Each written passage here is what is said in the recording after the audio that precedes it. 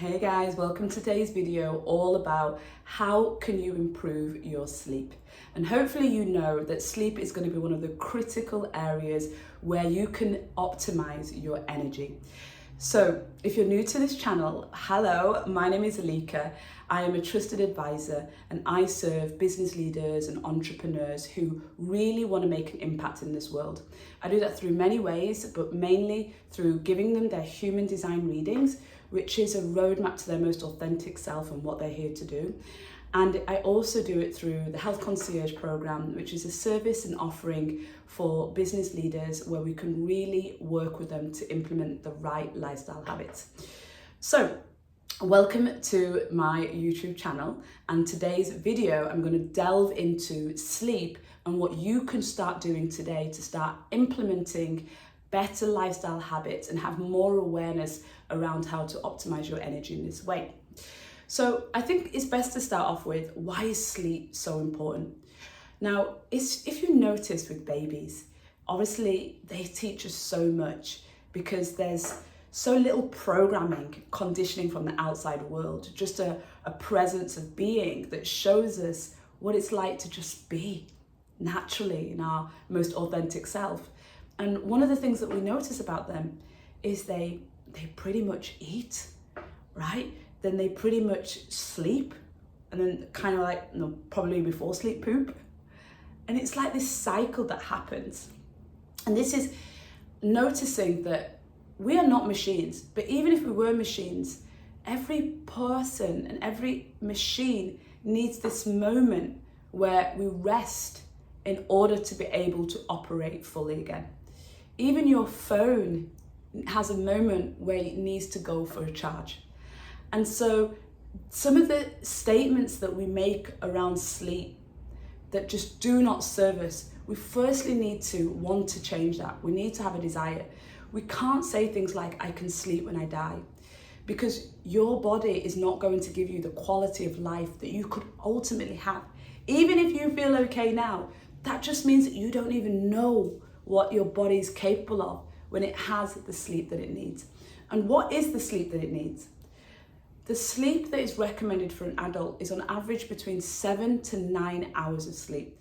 Now, what I've noticed for myself is one of the best ways to get to that understanding of what is it, 7 to 9 hours, is I've noticed that when I go away on holiday, especially because I tend to be in more natural environments surrounded by nature, the time that I naturally want to fall asleep without a lot of entertainment, and then when I go to sleep at that time, the time that I wake up naturally without any alarm or anything like that, that time shows me, when I do that repeatedly, it shows me on average 7 hours. Actually, it used to be 8 hours, but I've noticed that the more I've taken care of my self-care, it's 7 hours, and it's consistent.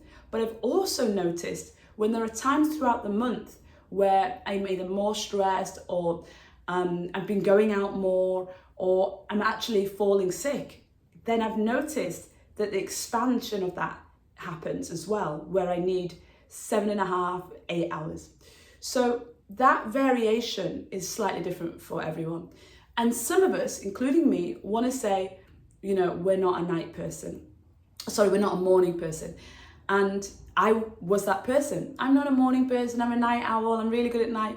Here's what I've come to learn. No one is a morning person if you haven't slept. So when I used to say that, it was because I would go to bed really late. So of course I was exhausted in the morning. Of course I couldn't imagine myself getting up early. So that isn't really serving us, because actually you just are out of your natural cycle. So you've come to believe that that is who you are, but that isn't our natural state. And so this variation, a lot of us, when we're in those old habits, we want to say, oh, we don't need much sleep. We want to say, oh, I do okay on this, oh, I only need this much sleep. But the truth is, you're human. And there is a biological requirement that we have in order to thrive. And so even though it may appear that you are okay, what that just means is that your body, which is so brilliant at adaptation, right? It keeps you alive by constantly adapting to all the stresses that you have, including lack of sleep. Your body has just learned to adapt to that lack of sleep and just doing everything that it can to still allow you to thrive with that. But what if you gave it the actual nutrients and the things that it really needs? What could it really do if it had that? And sleep is a key component of that. So as we go into sleep, let's start with what are the things that really impact our sleep. So I think the number one thing to start with here is light. We are designed to be in nature, and in nature there is a rhythm that happens naturally, and that rhythm includes the sunrise and the sunset. And the sun, which is our most powerful energy source, our most powerful light source, it gives us certain light rays, right? It gives us infrared, and we're also experiencing that through that fire, you know, the wood fire. We're also experiencing that through candlelight. And obviously a lot of people are going for, you know, infrared in the clinics, in wellness spas. And when we run to this natural rhythm, we would get our natural light into our eyes in the most natural way for our biology. Now, the problem that we have nowadays is that we don't really use the natural source of light. So we are surrounded by light, and the darkness, the cycles of light and darkness that we are biologically wired for is not what we're receiving. So now we get all of these stimulus of light from the lights in our homes, from the lights on our phone, from the lights on our computer, and the lights on our TV. And then where does the darkness occur? The darkness is one happening a lot later because we use the artificial lights to keep us stimulated. Even sometimes, you know, I'll walk home from a late dinner and I'll walk home to kind of like allow my system to start to relax and unwind. And I notice sometimes when I'm like, oh, it's so tough because there are these really bright neon lights everywhere. And I'm like trying to walk to try and unwind my system so it's easier for me to sleep when I get back. And yet the neon lights are everywhere. So even when we go outside at night, it's hard to escape from the lights, right? Now, then we look at the darkness, right? So trying to make darkness happen is just not as easy as it should be. It should be, there is no sun in the sky, and so it's dark. But if you think about it, that's not how we live anymore. And these light and dark cycles are what regulates our natural biological cycle. So if we think of circadian rhythm, which is a 24-hour biological cycle that our body is going to. Now, we can talk about the difference between men and women because men are really designed for that 24-hour biological cycle, whereas we as women are really wired for a 28-day cycle called infradian rhythm. But when we talk about the sleep cycle, we're talking about how do we put ourselves through this short sleep cycle, which is really a 90-minute cycle, within a 24-hour cycle and get as many of those short cycles as possible. We want about 3 or 4 of those within that 24-hour period. And we want that 24-hour period to give us 7 to 9 hours sleep. And what we will say is that the beginning of that is actually the most crucial. So when people go to bed late and then they try and sleep in, they don't get all of the benefits. And that's because when you go through these sleep cycles, the body has certain processes that it goes through. And we teach this in Chinese medicine, that there's organs are working to a clock, a biological clock. So for example, the liver between 1 and 3 a.m., it's going through its detox processes of clearing and removing toxins out of the body. And so if you can imagine for somebody that goes to bed at 1, they start to miss out on that cycle. Somebody that goes to bed later than that, they just don't get to detox, which basically means they don't take the rubbish out of their house for that night. And imagine that accumulation many, many times. So when we look at this, what we're looking at now is how do we make sure that we avoid things that are stopping us from getting good sleep? So light is one of them. Another one is alcohol, you know, and I am not angelic here. I love nothing more than having a good meal and a good glass of wine with friends.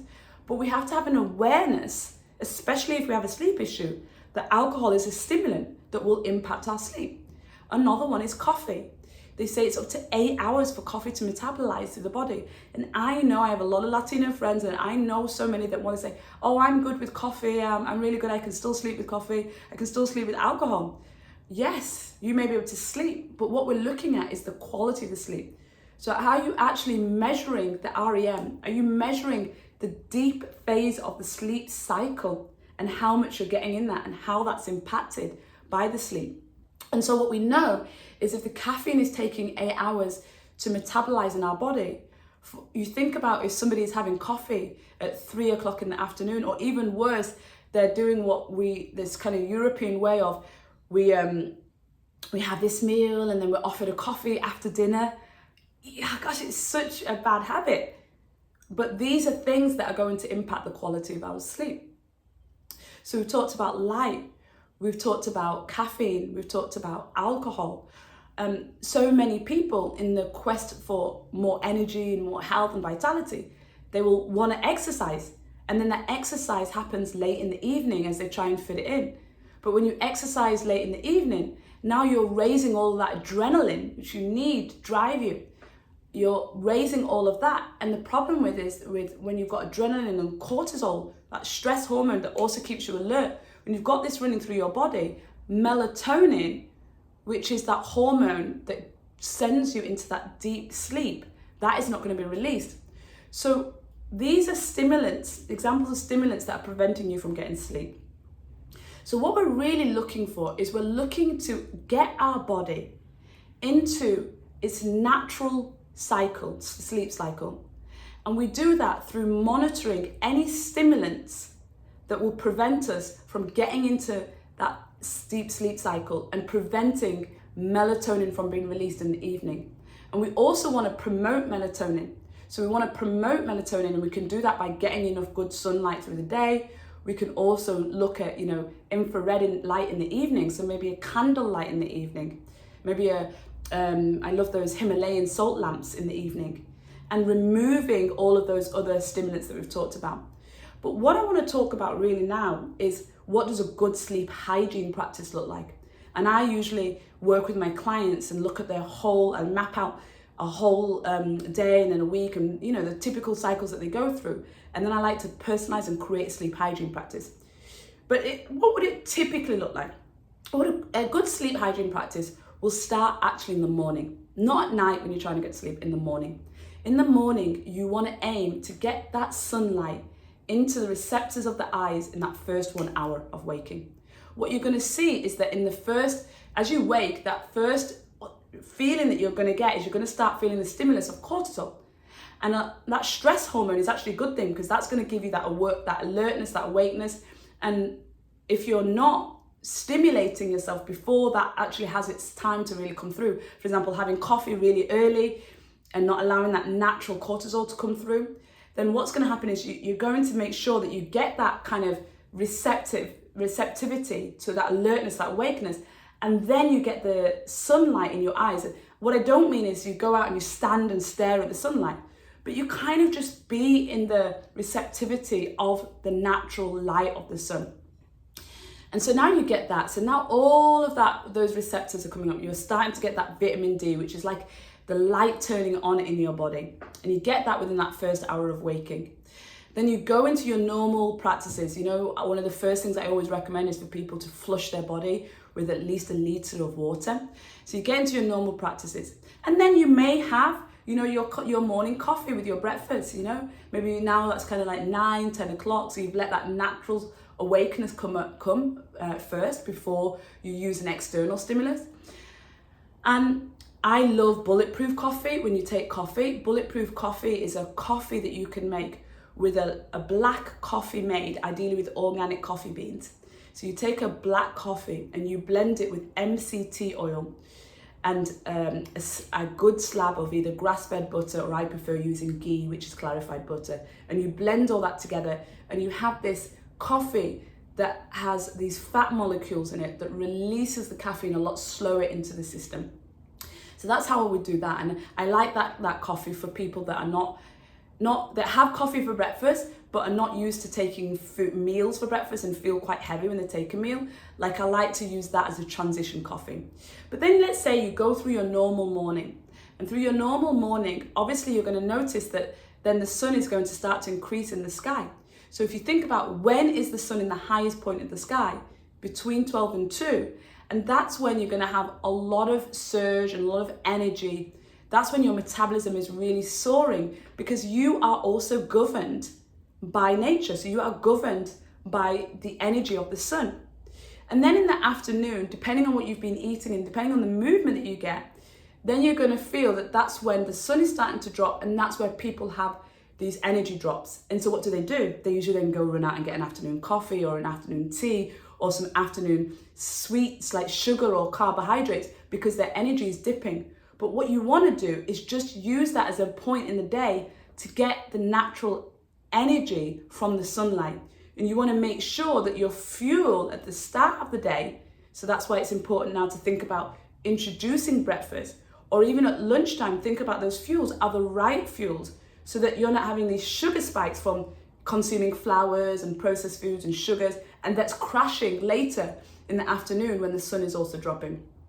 So assuming that you've consumed the right foods, and then you're looking for moments throughout the day where you can get access to the sun and get that natural energy, then what you're going to notice is as the sun is dropping, this is a time for you to remove any stimulants. So as the sun, from 1 o'clock onwards, you don't want to take coffee from there. You don't want to take any outside stimulants in order to get the energy that is like more artificial based. So you don't want to get the sugar laden coffee. You may be tired after work and think, okay, you know what we need to do? We just need to go for a drink and then I'll get. Now, there are going to be life's going to happen, right? You're going to have some afternoon or evening drinks. You're going to have the drink after work. You're going to have the social gathering. But what we're talking about here is most of the time that you're conscious about this. So you're conscious that you remove the caffeine in the after hours. You're conscious that you're thinking about what time does the sun set where you are, and how do I remove a lot of the outside stimulus like those extra lights. So maybe now in the evening, you're moving your tea to a more calmer tea, like chamomile, that's caffeine free but very calming on the nervous system. You're swapping out all of those caffeinated drinks with things like herbal teas. You're looking around your home or your working environment, and you're starting to notice where can you dim the lights? Where in the, when the sun sets, so for me, that's like 7 p.m, where can I change from the white and the blue light to maybe some candle light or a Himalayan salt lamp? You're also noticing your work schedule, right? Especially for people that work internationally in different time zones. This is terrible on the system. So again, whenever you can, you want to start changing now, and trying to think about how can you start shutting down the phone light, the laptop light, the computer light, the TV light, like watching TV before you go to bed. And you want to start moving to this process that can be quite easy to adopt, which I like to say 3, 2, 1. So 3 hours before, you really want to make sure that you've consumed the food that you need to consume in the evening, so you're not now digesting food, and that's preventing you from sleeping, because 70% of the body's energy can be used in digesting food. So you don't want that to be a reason why you can't sleep. Then we want to start looking at 2 hours before we sleep. Now we've really become disciplined over that light. We've shut down the computer. We're not looking at our TV screens. We're not getting those white lights blaring into our eyes. And then 1 hour before bed, we need to prevent the liquid. So now we're not drinking liquid just before we go to bed. How many people take a glass of water to bed and drink it before they get into bed? Now again, in order for this to happen, you need to have planned throughout the day. So you need to have thought through the day, what do I need to finish off for work by the time that the sun sets? And what can I do first thing in the morning so that I'm not dragging that into the night? You need to think of making sure, have I consumed the right amount of water through the day, so I'm not trying to quench my thirst before I go to sleep. You need to think about the lighting in your home, and do you have a setup that allows you to start moving to dimmer lights or to more natural red lights and infrared lights that we get from candles? So all of these things happen through the day, and that means that last 3, 2, 1 stage, 3 hours before, 2 hours before, 1 hour before, becomes easy. And so now what happens is the moment your head hits the pillow, for a lot of people, I mean, there are different types of insomnia that we experience, but for a lot of people, they can't get to sleep. And that's because the stresses of the day haven't been dealt with. So you might think, okay, do you know what? I'm going to be one of those people that journal and clear out anything that I've been processing and thinking about through the day. I'm going to write that out before I go to sleep. Much better than watching TV before you go to sleep, to try and numb yourself and try and relax, or, you know, trying to drink a glass of wine to try and relax your nervous system.